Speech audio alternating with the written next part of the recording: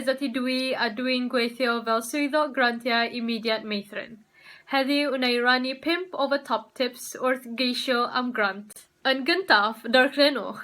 Darllenwch am yr ariannwr a beth yw pwrpas y gronfa. Mae gan bob cronfa amceinion a meini prawf gwahanol. Checio fod ei grŵp a'ch prosiect yn ffitio meini prawf hyn. Yn ail, paratwch.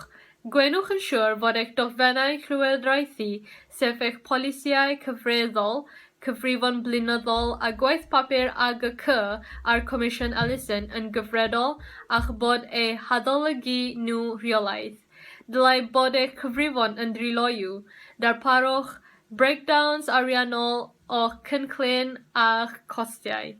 Byddwch yn clir pwy arall sy'n eich ariannu chi. Trydydd, eglurwch. Sgrifennwch mewn iaith syml, heb jargons nac acronyms. Eglurwch beth fyddwch chi'n gwneud, sut fydd y prosiect yn gwneud gwahaniaeth, a pwy fydd y prosiect yn helpu. Dwedwch sut chi'n bwriadu gwario pres, yr enghraifft ar gyflogau, teganau neu offer. Eglurwch sut wnech chi brofi buodd y prosiect yn llwyddan, yr enghraifft drwy darparu adborth gan drydydd parti. Pwynt 4. Gofynnwch am gymorth. Mae rhan fwyaf o gyllidwyr yn hapus I roi arweiniad.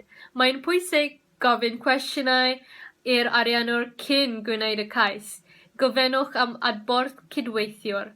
Cofiwch brawf darllen eich gwaith a talu sylw I sut rydych chi'n yn cyflwyno gwaith yn enwedig o ran gramadeg ac atalnodi.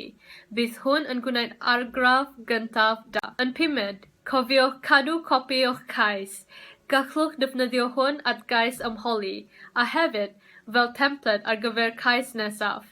Bydd hwn yn arbed amser, egni a phres. Yn olaf, ewch ati I lunio'ch cais. Rydyn ni yma I helpu. Diolch.